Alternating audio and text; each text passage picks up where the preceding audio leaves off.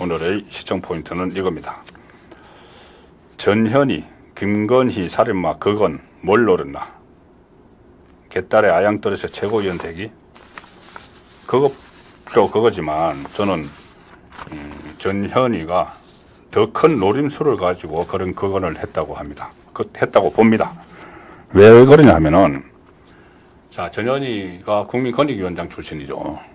그런데 상황을 잘 알면서, 그러니까 국민권익위원회의 반부패 국장 직무대행이 얼마 전에 극단적인 선택을 했습니다. 근데 왜 그런 선택을 했는지 분명하게 나오는 건 없습니다. 뉴스에서도 그런 내용은 안 적혀 있고. 그런데 계속 그 좌파 매체, 한겨레 신문 같은 경우는 그 다음날 바로 그것이 마치 김건희 디올 파우치에 대한 어떤 일종의 무혐의 처분을 한 것, 국민권익위원회에서 거기서 괴로워하다가 극단적 선택을 했다는 식으로 몰고 갔죠. 첫날부터. 제목 자체가, 한겨레 신문 제목 자체가 그랬습니다. 김건희 디올백, 명품백, 조사했던 권익위 국장이 극단적 선택. 자, 이렇게 해버리면은 꼭 그것 때문에 극단적 선택을 한 것처럼 되죠. 증거는 아무것도 없습니다.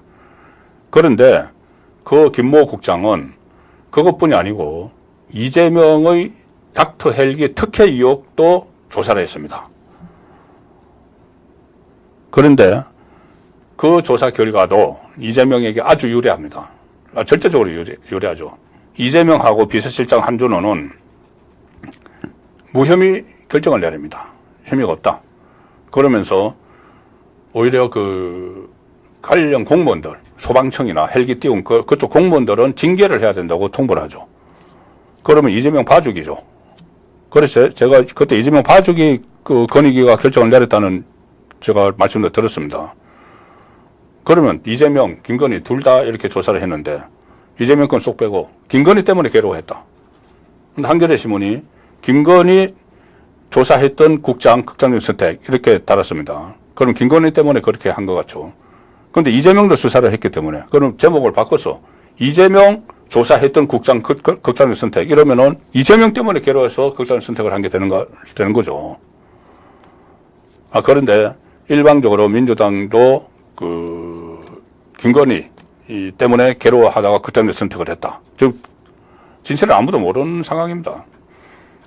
그걸 가지고 전현희가 입에 담지도 못할 이야기를 법사위에서 했죠. 이 사안을 다루는 것도 아니고 검사 탄핵 청문회 한다고 열린 맹탕 자리에서 김건희 살인자 거론을 했습니다. 왜 그랬을까요? 일반적으로는 지금 최고위원 경선 이야기를 많이 합니다. 전현희가 최고위원 경선에 출마를 했는데 지금 5등까지 뽑죠. 5등까지 뽑는데 전현희가 6등입니다. 5등은 이현주입니다. 이현주. 그런데 이현주하고 전현희하고 현재까지 득표율 차이가 0.02%입니다. 차이가 별로 없죠. 그것이 이번에 이재명, 서울에 책임당원 투표하고, 권리당원이죠. 권리당원 투표하고 몇 가지 대의원 투표하고 남아있는데, 여론조사하고. 거기서 전현희가 조금만 더 이기면은 이현주를 제치고 올라갈 수가 있죠. 그러니 개딸들에게 신호를 보내는 겁니다. 개딸들에게 아양 떨었다. 이런 말이 나오는 게 그 때문이죠. 자, 그래서 최고위원 되기 위해서 이런 거건을 사용했다. 그런데 저는 그것보다 좀 더 개딸의 한심을 살 필요가 있었다. 그런 느낌을 받습니다. 왜 그러냐면은 전현희는 원래 친문이죠. 문재인 때 국민권익위원장을 하고 했기 때문에. 그런데 그때 국회의원 다시 한번 국회의원 하려고 일종의 친명으로 변신을 했습니다. 그래서 중성동갑에서 공천을 받았죠. 공천을 받아서 윤희숙에게 이겨서 국회의원이 됐는데, 그러다가 이번에 최고위원 출마를 했죠. 그런데 아슬아슬하게 지금 뒤지고 있고 하니까 이번 최고위원에도 당선이 될 겸 확실하게 이재명을 수호하는 그 선봉대 역할을 앞으로 본인이 계속 하겠다는 그런 이제 선언을 했다. 그러니까 친문 색채 탈색을 위한 그런 작심 발언을 했다고 봅니다. 작심을 하고 거의 극언에 가까운 극언을 했다. 망발에 가까운 극언을 했다. 그렇게 볼 수가 있는 것이죠. 그래서 이 민주당이 정말 그렇게까지 하지 않으면은 개딸의 한심을 사지 못하는, 이것은 개인의 인성 문제도 있지만 민주당 전체의 분위기를 그대로 대변을 했다. 그렇게도 볼 수 있는 망언입니다.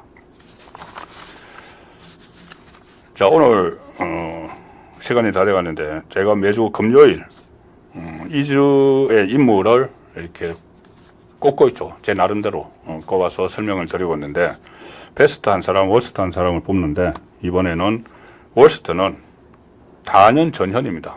제가 조금 전에 말씀드린 김건희 살인자 이렇게 거건을 하고, 그리고도 반성을 하기는커녕 오늘 여기저기 또 방송에 나가서 자기 합리화를 하는 그런 모습을 보여주고 있습니다. 그리고 그 장면을 보신 여러분은 그 얼마나 그 표정이나 이 살인자를 외치는 그 표독스러운 모습, 그것이 지금 우리 국회의 민낯입니다. 어떤 이성은 전혀 간 것 없고 오로지 자기 살기 위해서, 자기가 뭐 최고위원 되기 위해서, 이재명의 충실한 하수인이 되기 위해서 그런 모습을 적나라하게 이번에 보여줬던 전현희를 워스트로 꼽았습니다.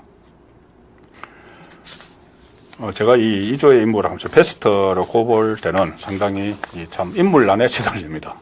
정치권에서 베스트와 정말 좋은 모습을 보여주는 사람이 없기 때문이죠. 그래서 좀 주관적이라기보다 객관적으로 이번 주에 누가 좀 긍정적인 측면에서 스포트라이트를 받았는지 그걸 따지다 보니 오세훈 서울시장이 눈에 띄었습니다. 오세훈 서울시장. 지금 현재 서울시정을 하고 있기 때문에 자기 대권, 여론조사 이런 데서는 많이 밀리고 있지만 최근에 언론 인터뷰를 적극적으로 하고 있습니다. 그래서 본인의 임기도 그 반환점이 도는데 그 전에는 대권 출마 의지가 한 50%였다면은 지금은 51%는 됐다. 사실상 대권에 도전하겠다는 그런 선언을 했고, 대권 도전을 위한 어떤 그 여러 가지 방편 중에 하나겠죠. 제가 더 주목을 하는 것은 오세훈 시장이 서울 올림픽을 유치를 하려고 하고 있습니다. 우리가 88 서울 올림픽이 있었는데 오세훈 서울시장이 재임 기간에 2036년 올림픽이 개최지가 결정이 됩니다. 재임 기간 안에. 그래서 지금 인도가 가장 그 강력한 후보 도시입니다. 그런데 오세훈 그 시장이 그 바흐 IOC 위원장가 또 상당히 친분이 있고 바흐의 올림픽 개최지 선정에 영향력이 크다. 그래서 서울 올림픽 2036년 서울 올림픽을 유치하기 위해서 적극적으로 나섰다. 자, 그 차원에서 제가 2조의 베스트 인물로 오세훈 서울시장을 꼽았습니다.